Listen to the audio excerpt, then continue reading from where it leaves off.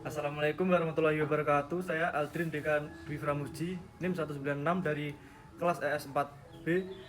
Nah, yang pertama teori pertukaran dalam perdagangan internasional. Nah, perdagangan antar negara itu membantu pertumbuhan ekonomi dunia. Negara saling bertukar barang dan jasa karena tidak semua kebutuhan itu bisa dipenuhi sendiri.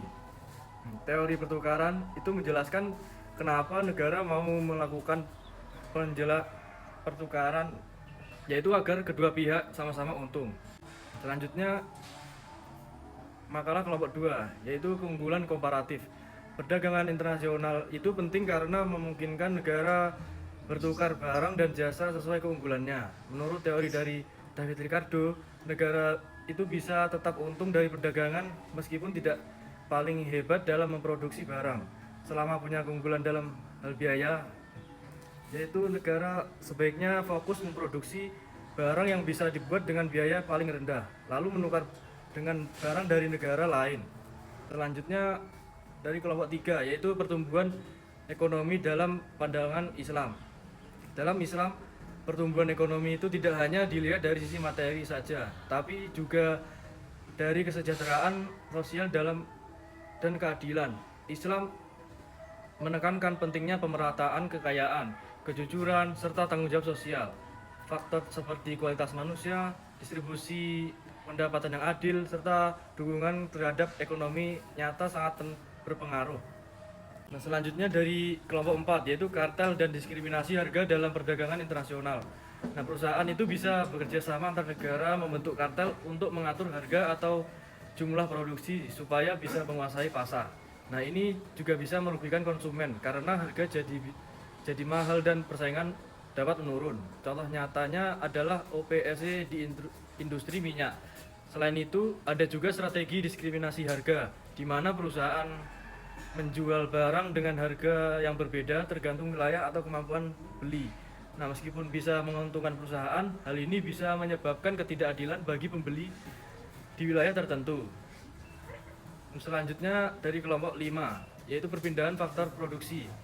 Di zaman global, sumber daya seperti tenaga kerja, modal, dan teknologi itu bisa berpindah antar negara. Perusahaan bisa memindahkan pabrik ke negara yang upahnya lebih murah. Ini bisa menghemat biaya dan membuka lapangan kerja di negara tujuan.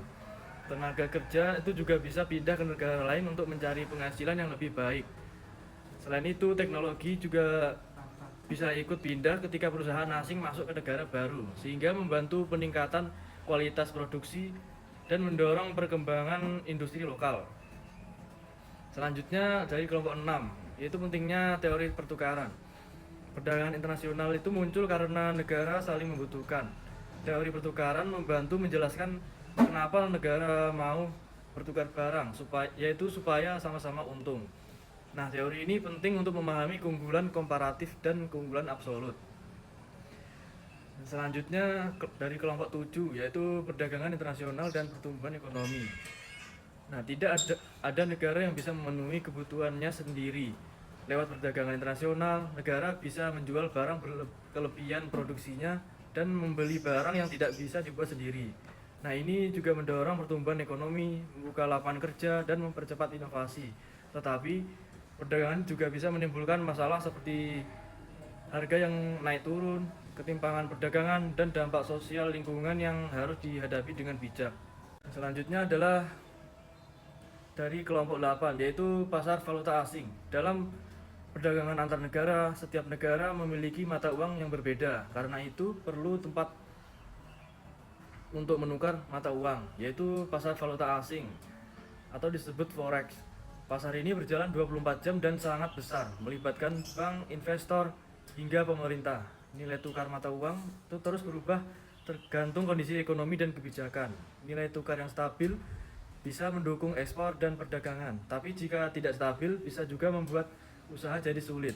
Maka memahami cara kerja pasar valuta asing itu sangat penting dalam dunia perdagangan global. Nah, yang terakhir adalah dari kelompok 9, yaitu sistem moneter internasional. Sistem moneter internasional itu adalah aturan dan lembaga yang mengatur hubungan keuangan antar negara agar ekonomi dunia itu tetap stabil. Tapi sistem ini menghadapi banyak tantangan seperti krisis keuangan, pandemi, dan konflik politik. Oleh karena itu, perlu ada pembaruan agar sistem ini bisa menyesuaikan diri dengan zaman, apalagi dengan kemajuan teknologi yang sangat cepat. Lembaga keuangan dan kebijakan global harus bekerja sama agar sistem keuangan dunia itu tetap aman dan stabil. Baik, itu saja. Terima kasih. Assalamualaikum warahmatullahi wabarakatuh.